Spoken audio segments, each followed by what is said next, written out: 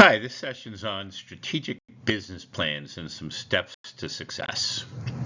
And, would today be successful for you if you gain some insight, exposure to some tools on business plan basics and steps to success? So what does specifically I mean? Some insights and what goes into a business plan, some concepts to considerations and different approaches, and some tools you can use. And your commitment is if you don't like it, leave the session gracefully and quietly. But if you like it, share with some other people and try it. If you loved it, celebrate, tell everybody, and if I can ever help you and the team, let me know.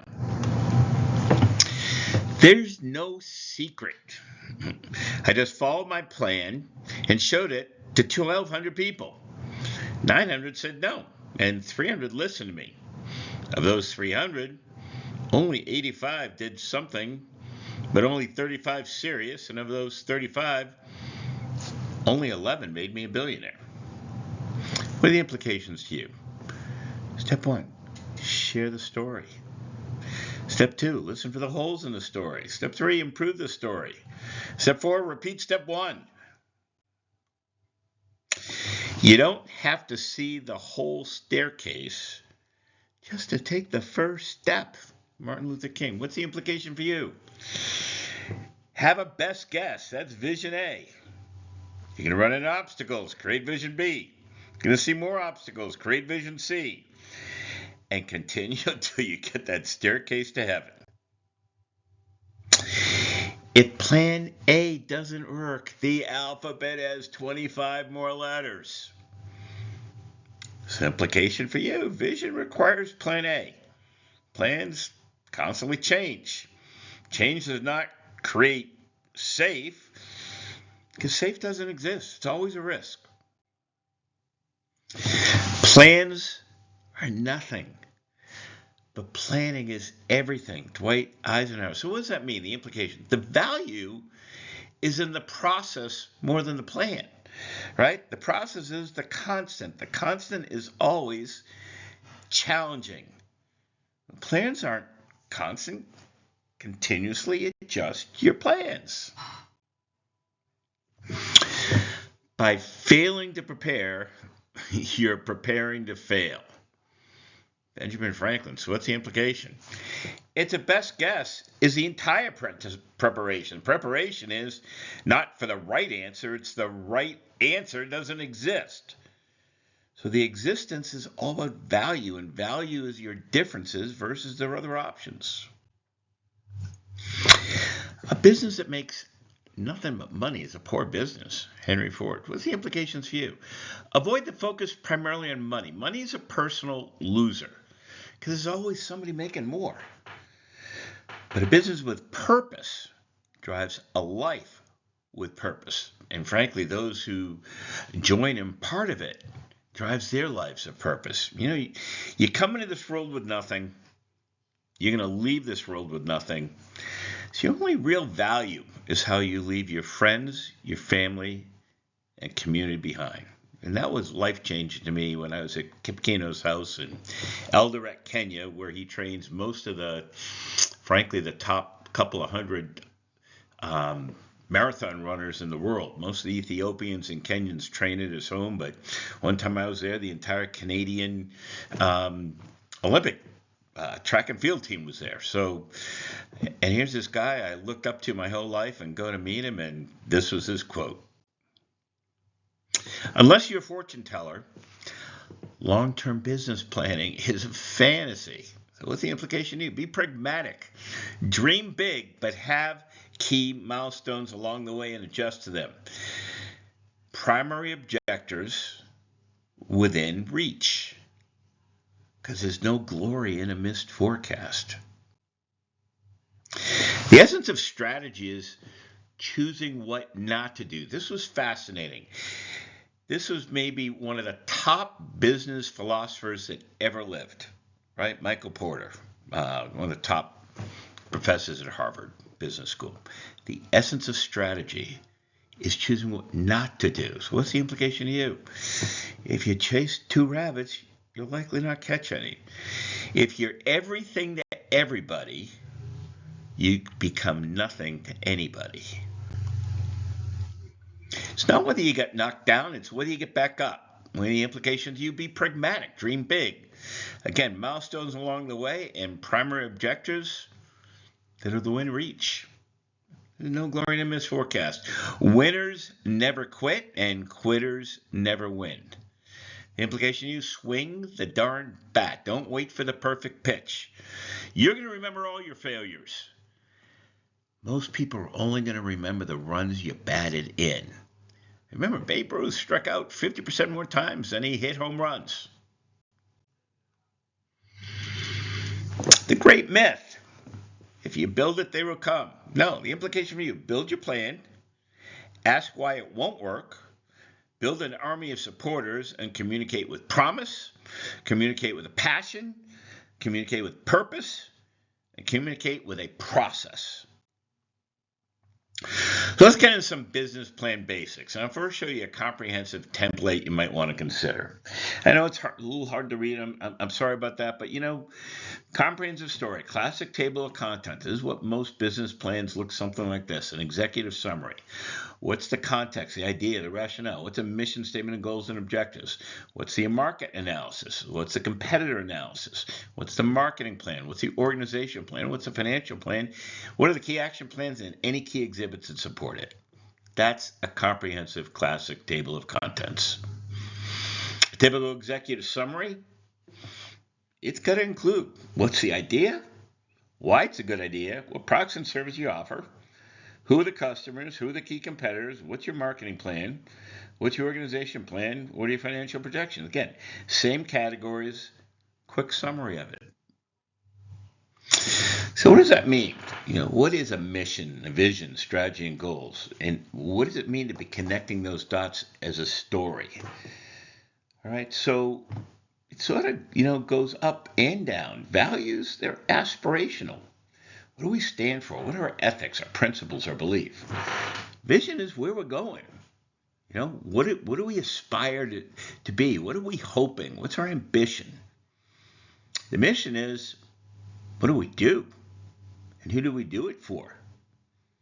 And ideally, it's motivating and it has a sense of purpose for everybody. Strategic objectives. Well, how are we going to progress? What's our plan? What are our goals? What's the sequencing of it? And then the action plans and the key performance indicators. What do we have to do? And how do we know? Then the market analysis. One of the most common ones is Porter, and Michael Porter was the one I just showed you a second ago. I mean, he's the guru of almost every strategy class in graduate business schools around the country uses Porter. But what is Porter? Well, the right side sort of shows the details of it. But the concept is you've got a competitive rivalry, all right? And what's it based on? Well, one is threat of new entry. So if threats are high, right, that means generally less profitability. And so one of the key things is, what can you do that helps make it difficult for someone else to enter the business? The second is supplier power. If you've got a lot of power, leverage it. If you don't have a lot of power, find ways to protect that Achilles heel, right? Competitive rivalry is, about the competitors themselves. What are their differences? How are they similar?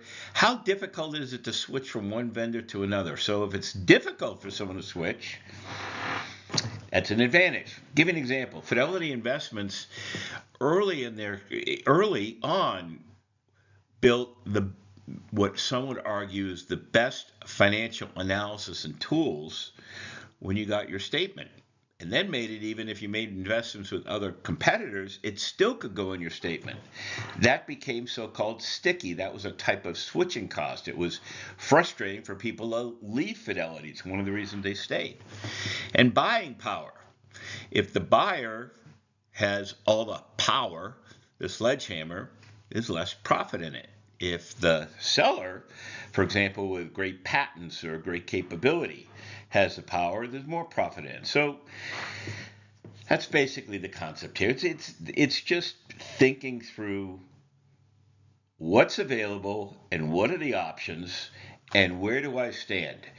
Do I have strengths And if I have strengths versus what's going on, I leverage them. If I have weaknesses, those are Achilles' heel, I try to protect them. So one of the tools you might do is a competitive positioning overview, right? And demonstrate it. So for example, a simple one would be, here's us, and here's two key competitors. What's the revenue? What's the profit? What's the market share? What are the advantages and what are the disadvantages? It's a quick view to keep things in view. Market description summary, right, for each company. So geographically, what are the trends? What are the drivers?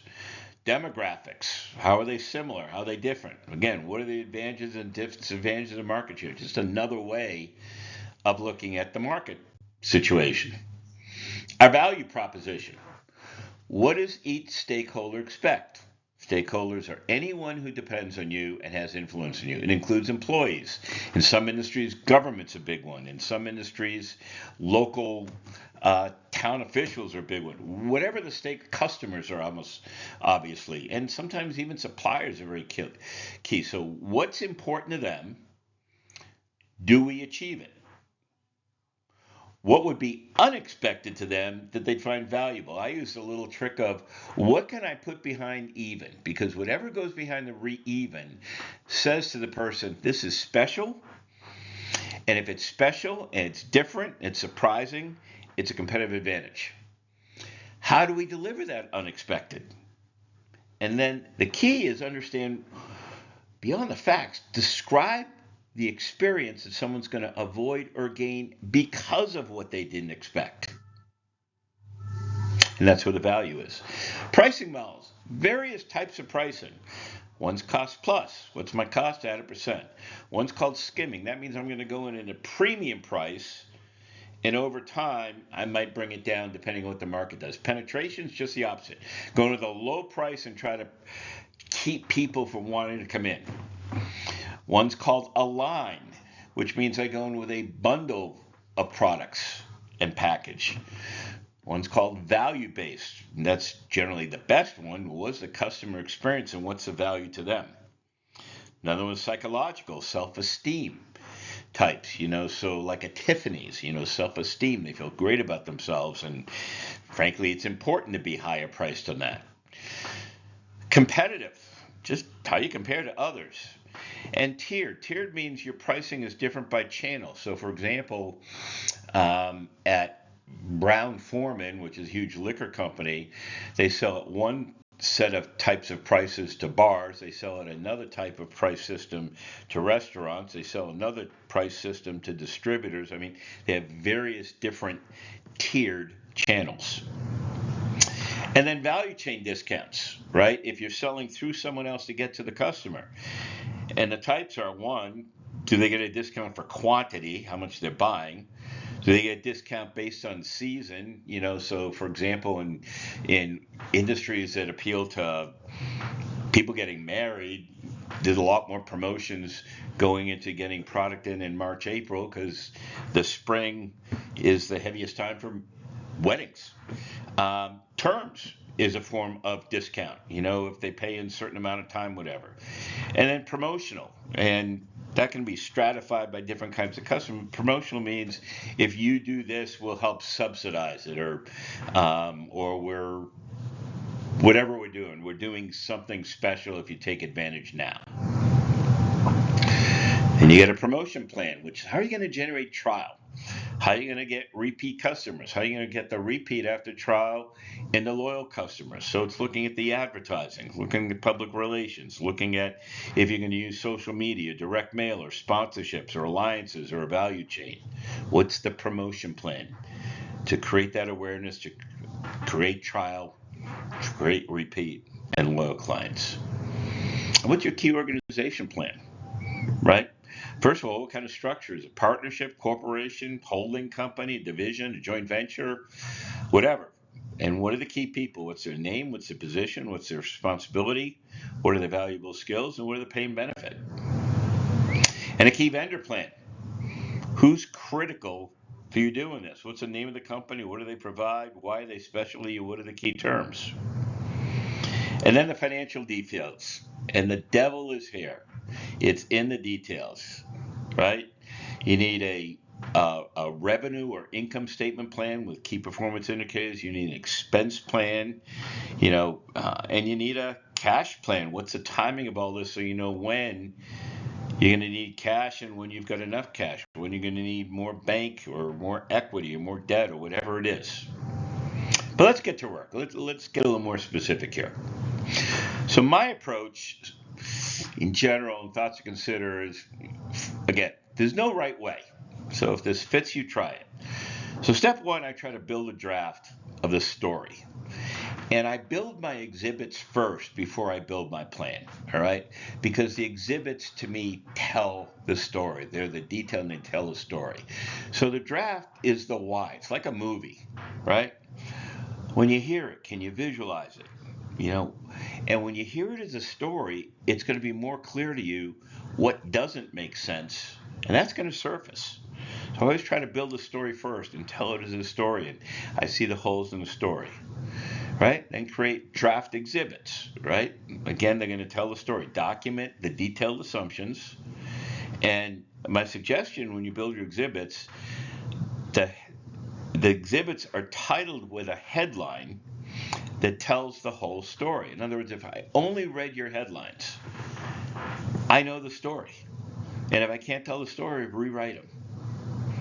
Take a break and try out your story and exhibit some other people. Why? Learn more when you try to teach, and you'll see the holes. Why else? You'll see the obstacles you got to overcome. You'll see where it's not as clear. You're going to see issues that surface. And it's easier to deal with them now before there's more details later. Then you create the plan, the summaries, the tables, the pictures, the testimonials. You're producing the ingredients for the recipe. And now bake the cake. Follow the recipe. Now write it. With a mix of ingredients, heat the oven, test a batch, and then serve it up. So what does this all mean? Step one, what's your strategic concept? And again, it's a best guess. And does the story make sense? Right? So I'm going to give you an example of one. This is one I did. All right? The quick overview is, well, what? I said we're going to retail Italian plum gold that's sold by the ounce instead of sold by the piece, regardless of design, and at sort of a wholesale pricing. Where? We're going to do it at multiple suburban quality hotels, which takes cost out. We're going to surround the city so advertising can hit 5, 6, 7 locations at once. We're going to do it on the weekends as special events. And how? It's going to be a TV campaign, primarily on Thursday and Friday, news shows, because that's when their mind is in gear and they're watching what am I going to do this weekend. And we're going to be at multiple high-end hotels, 4 to 6 in suburban location. And why plum gold? And why Italian? Because Italian gold is actually slightly better than most other gold, right? Because it means it's a little more than 14 karat. 14 karat just means 14 parts per 24. So when you hear 14 karat, it means it's 58% gold. But plum is slightly more than 14, and most American gold is slightly less than that. All right, so what do people expect? I mean, to be acceptable, right now, it's at local jewelry stores and large chain stores. But where is their potential value? Well, people are skeptical when they go into stores, and the price seems based on design and it seems blind, and they don't know what things are really worth, and it seems like everything's always on sale, and are those discounts even meaningful? And their experience that they want to avoid is overpaying and getting ripped off. So I said, what would be unexpected? We said, well, an unusual opportunity. More trusted because it's sold by weight, regardless of design. And frequent TV exposure on the news gives it some more credibility. And having a huge selection inventory creates more trust. Quality? Well, it's Italian plum gold. Convenience? We're at local, suburban, high-image locations, hotels. Pressure? It's no selling, just service, just huge displays. And the opportunity? This weekend only. Right? Act now, this weekend only at these locations. And I said, so let me try it as what's the message? Do you love fine jewelry, but it's so expensive and you feel pressured with pushy salespeople following you everywhere you look in the store? If they're worried if the jewelry you purchase is quality or is junk and you got ripped off? Well, this weekend, United Financial Services is hosting a gold jewelry opportunity of a lifetime. We're bringing over 50,000 hand-selected Italian gold plum jewelry, representing the finest gold and the most beautiful and exquisite designs in the world. We'll put your jewelry selection on a medical scale, and you'll just pay our wholesale value of the gold weight, regardless of the complexity of design. We hide nothing. It's all transparent. This weekend only, Saturday and Sunday from noon to 7 at these 6 locations. That's it. Then we went to step 2. All right, let's just make sure how this is going to work. Who the 2 key constituencies? Who's the consumer employees? So again, what do consumers expect? Pricing's blind, pushy salespeople, fake discounts. What would be more acceptable? Affordable, beautiful, quality, and a variety of choices. What's the experience that's at risk? Am I getting a good value? Do I have good taste? Is this quality? What would be unexpected and trusted? Transparent pricing sold by the ounce. Cashiers, not salespeople, as like a wholesale extravaganza. Exceptional quality, Italian gold, jewel, and design, best in the world, and special and convenient this weekend only. What about employees? Well, what do they expect when they work in the jewelry business? Boring, because it gets slow. Sometimes there's hardly anyone in the store. And when they are, they fight for customers and they battle for commissions. What would be acceptable? Well, they're looking for good income, enjoy coming to work, and benefits. What would be unexpected? An opportunity that, one, they can make substantial potential income, very fast-paced, with happy clients and culture, and frankly, a chance to travel, and it's paid for. Suppliers, what do they expect? Negotiating price on every piece. And then trouble collecting because jewelry stores turn their inventory very slowly and usually on long terms. They pay very slowly. What would be acceptable? Well, it'd be great if you paid in 30 days, 2% discount, and even sometimes 10. And, for large volume, a fair price. What's their experience? A lot of businesses in that business go bankrupt. What's unexpected? Well, a healthy customer with tremendous sales, a simple process, and low risk. And investors, what do they expect? A high capital investment and low inventory turn. But it's fun being in the fashion business. Jewelry, it's like fashion, would be acceptable. Well, return on equity exceeding 20% at a moderate risk, and a return on net assets exceeding 15%. So what would they expect? Low capital, no bricks and mortar, high inventory turnover, major events, it's an extravaganza, and a RONA, return on net assets, minimally more like 17%, could be as high as 30%. It's possible this could blow it out at 50%. So then I built the financial objectives. And then what I mean about testing assumptions and being quick. So I said, okay, we had to do best guess. What's the marketing investment for those 3Ds of TV? I guess 40,000. What's the population reached? 1 million. Right? What percent of that'll see the ads will be interested? 5% of the million. And then of those, I said 5% will attend. That equals 2,500 attendees. Then I said, okay, well, divided by the investment, that's $16 per attendee. Okay, that puts in relative terms what I'm dealing with.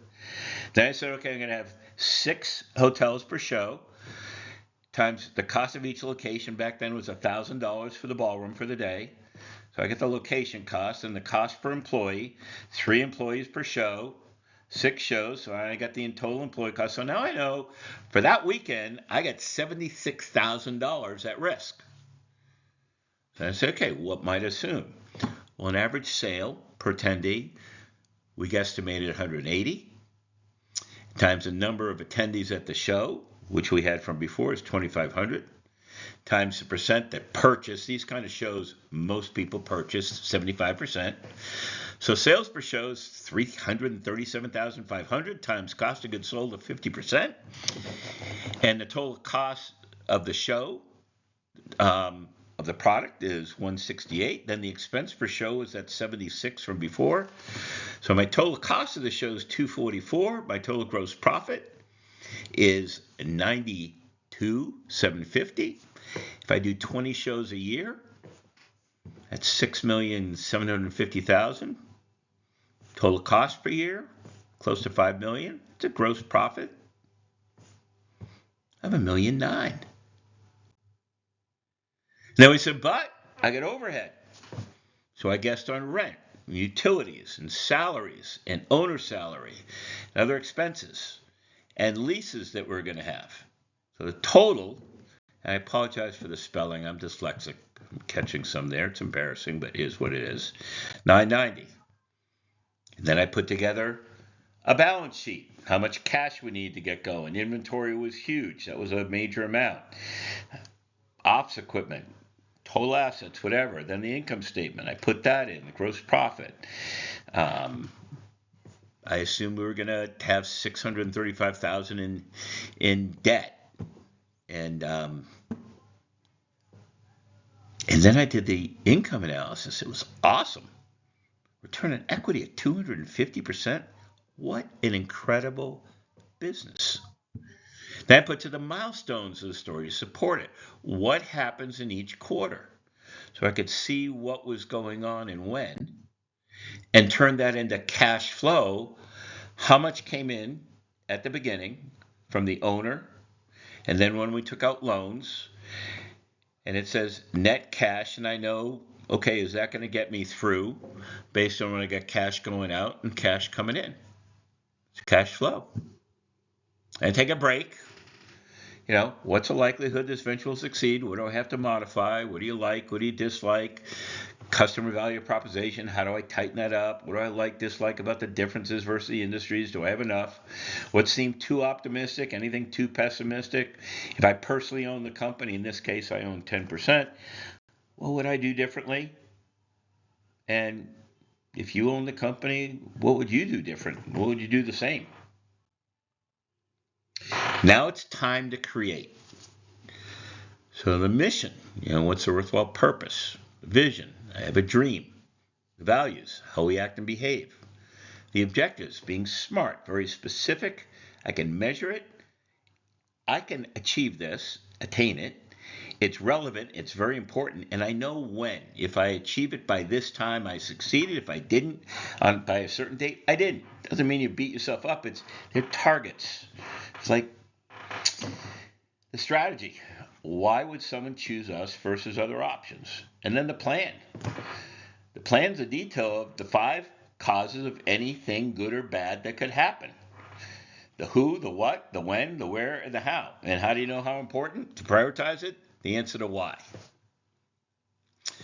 Then I get into the strategic messaging. What am I saying to customers? What am I saying to employees? What am I saying to investors? What am I saying to the bank and debt? What am I saying to my key suppliers? All right? And how do I put that together? It's about what's in it for them. What's the primary experience they want to avoid? What's the promise and the proof in the process that reduces the risk for them? And then the experiences they want to gain. And then I promise, here's proof and process on how we're going to achieve that. I look at the competition, perspective. Where are they a threat to us, and where there are opportunities we can take advantage of them? I look at our team. What strengths do we have that we can take advantage of, and what weaknesses do we have to protect? Biggest challenges, perspective. Risks that we're aware of, and action plans that triggers if we need to pivot. And the important details, quick facts, perspective. What are the most important assumptions I got to justify? And then to develop the communications, I look, can I use a statistic to demonstrate it? Or what someone else said, a testimonial, or an expert organization or person that people go, yeah, if they agree, or analogy, something that's very similar to that they're comfortable with, and this is very similar, it's no more risk. Or can I demonstrate it? Or based on a question I ask them, or I know about them, I know they believe it. So what do I want to do? Share. what they expect, problems avoided. Share what they don't expect, which is opportunity. Promise a solution to what they expect and what they didn't expect. And then show them how you're lowering risk. Ideally, guarantee it. In some industries, a free trial of something. And then bake the cake, right? Do this last. It's about them. It's not you. So keep it simple. And you want to focus on the emotional experience, not the facts, the emotional outcomes and how they're different and clearly different and better than the other options for that person wants to avoid or gain. So the core story is it's customer focused first.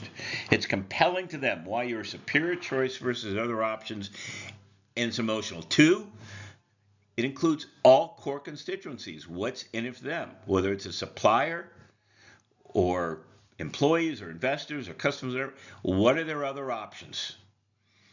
It's smart. The milestones are specific, they're measured, they're accountable, they're important and relevant, and I know when they're supposed to occur. And the key assumptions, maybe one of the most important ones, what are your key assumptions? And when you lay it all out, all the assumptions, does the story make sense? Build the exhibits first. That's your proof. That supports everything in the executive summary. And if you build the exhibits first, everything lays out.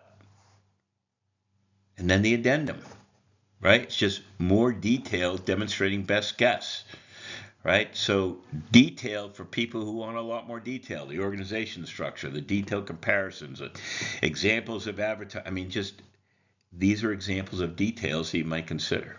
Bake the cake. So 10 insights.